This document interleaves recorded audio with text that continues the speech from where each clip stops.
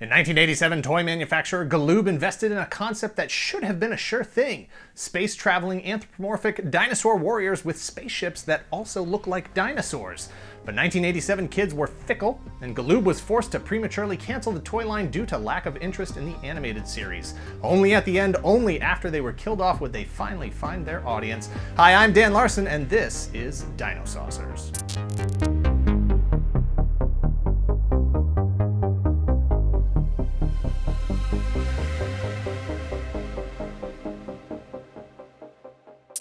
Dinosaucers was a 65-episode cartoon series produced by DiC Entertainment and distributed by the now-defunct Coca-Cola Telecommunications.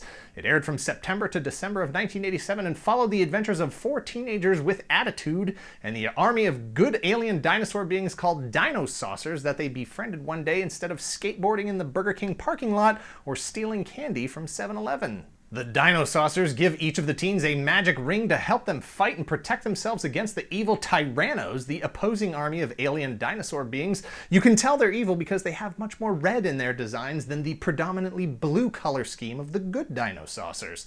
The rings provide the teens with enhanced abilities like strength, speed, and probably math. They are dubbed the Secret Scouts and tasked with protecting the planet.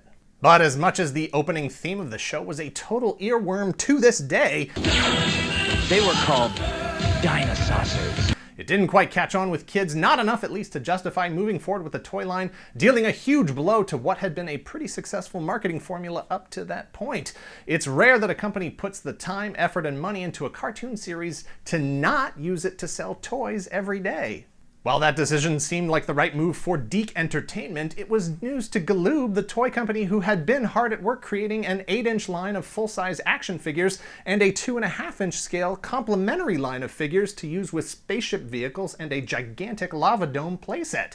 Galoob was so far into development that the prototypes were shown at Toy Fair in 1988, but at that point, other plans were already being made. It was time for DiC to move on to projects that were going to be much more successful, like Captain N the Game Master and the proven star power of G.I. Joe. This is where the story would normally end. Dead was dead in 1987. It wasn't until those 10-year-olds turned 40 and the invention of the internet and Kickstarter that a line could be resurrected for such a small audience. But Dinosaucers was resurrected when it was released to a new audience in syndication in Brazil in 1989.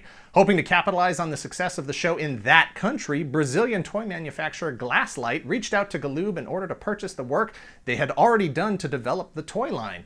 Glasslight had already proven their ability to handle a large license, previously producing action figures using Kenner molds for Star Wars. Galoob had originally planned for a line of 8 full-size 8-inch 5-point of articulation figures similar to He-Man or Ninja Turtles. Soft, squishy heads, solid bodies, each of them packed with a weapon. Glasslight was able to deliver 5 of the 8 figures, a full 60% of the line. Is that right? That may not seem like much, because it isn't. Having been canceled due to low ratings in the US, it's no surprise that there wasn't enough interest or sales to complete the line, or to also produce the companion series of 2.5-inch figures with vehicles or the Lava Dome playset. But to collectors, the Dinosaucers action figure line only existed as urban legend for years. It was spoken about like Bigfoot, rumors, secondhand descriptions of sightings. Now that the existence of these figures has been proven, they have become more sought after, more desirable than they ever were when the show was originally produced. They are some of the rarest action figures, despite their simple designs, cartoonish aesthetic, and obscure source material. Each figure can command several $100s even in poor condition, even without their weapon, and there are almost no packaged versions that have survived. In a different time, under different circumstances, Dinosaucers toys could have been as common as those Pizza Hut Land Before Time puppets that show up at the flea markets, but for this world, they remain an expensive oddity from 1987. Thanks for watching. Please give this video a like, hit subscribe, share it, and let us know in the comments if A, you've ever heard of Dinosaucers, and B, were you aware that any toys had been planned, much less made it to any level of production anywhere? In 1987, I watched the show. I liked the show. I gotta say, I probably would have passed on the 8-inch figures, but would have gone all in on the 3-inch figures with dinosaur spaceships.